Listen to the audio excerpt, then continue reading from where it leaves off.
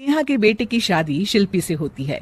शिल्पी दहेज में हर सामान लेकर आती है जो पहले से ही स्नेहा के घर होता है। ये सामान स्नेहा के पापा ने उसे दिया था। अरे शिल्पी, मेरा टीवी क्यों हटाया? क्यों हटाया मतलब? अरे बड़ा और अपडेटेड टीवी है ये। स्नेहा को गुस्सा आता है और वो शिल्पी के बड़े टीवी के बगल में अपने पुराने जमाने का टीवी भी रख देती है। बड़ी आई अपडेटेड वाला। अरे बहुत सारी तेरी जैसी बहुओं को जानती हूँ मैं, जो घर से लाए सामान का रौब दिखाती है।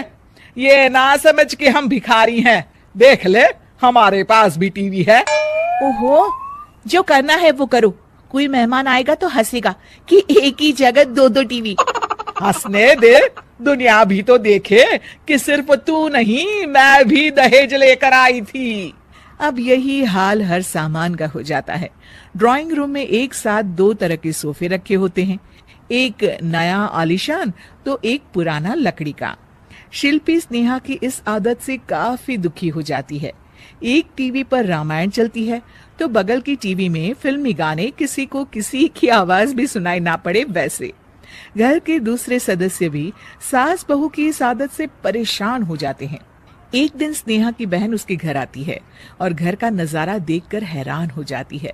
कहीं पुरानी फ्रिज के बगल में, कहीं नई फ्रिज, तो कूलर के ठीक ऊपर एसी। अरे स्नेहा, ये तूने घर की क्या हालत बना रखी है? बहू रानी, तू तो नए जमाने की लड़की है, फिर घर को कबाड़ी बाजार सा कैसे सजा रखा है? नया फैशन है क्या?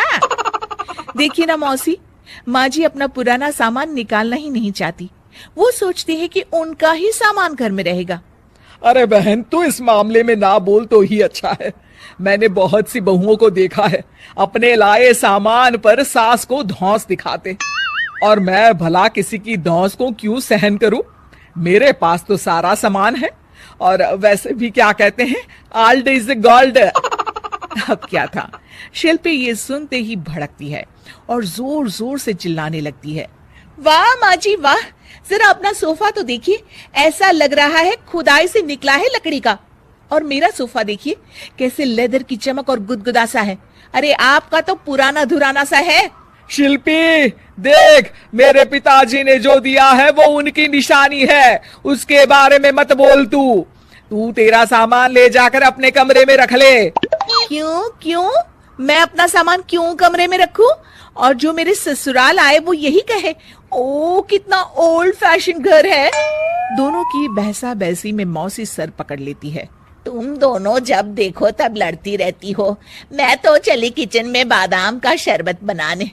सुन, बादाम का सिलबट्टा जो मेरी माँ ने दिया था उसमें पीस लेना। तो शिल्पी बोल पड़ती है, मौसी कसम है आपको, आप मेरे पापा की दी मिक्सी में ही बादाम पीसिएगा। खैर, मौसी तो जाती है किचन में, लेकिन ड्राइंग रूम में सास बहू की बहसा बहसी जारी रहती है।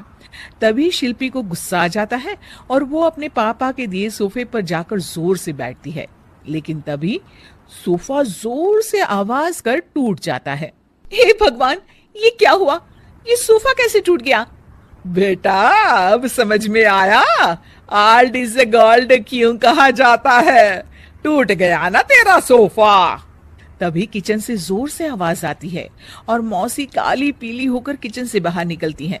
शिल्पी, तुम्हारी कसम के चक्कर में मैंने बादाम के लिए मिक्सी का उपयोग किया था, लेकिन जैसे ही प्लग ऑन किया, अरे मेरा ये हाल हो गया। और भरोसा करो आजकल की चीजों पर। मैंने तो कहा था तुझसे, माँ की सिलबट्टे पर बादाम को पीसती तो तेरा ये हाल ना होता और स्वाद का स्वाद बरकरार रहता। अरे जब सब चीजें घर में थी तो क्या जरूरत थी तेरे पापा को सामान देने की? वैसे भी बहू, आजकल दहेज वही मांगता है जिनकी खुद की काबिलियत नहीं होती। आप ठीक कह रही हैं माँ जी। मेरे लिए ये सौभाग्य की बात थी कि आप लोगों ने पापा से कोई डिमांड नहीं की थी, लेकिन मैं आपको समझ ही नहीं पाई। मुझे माफ करिए। अब इस घर में नई चीज तभी आएगी जब पुरानी खराब हो जाएगी।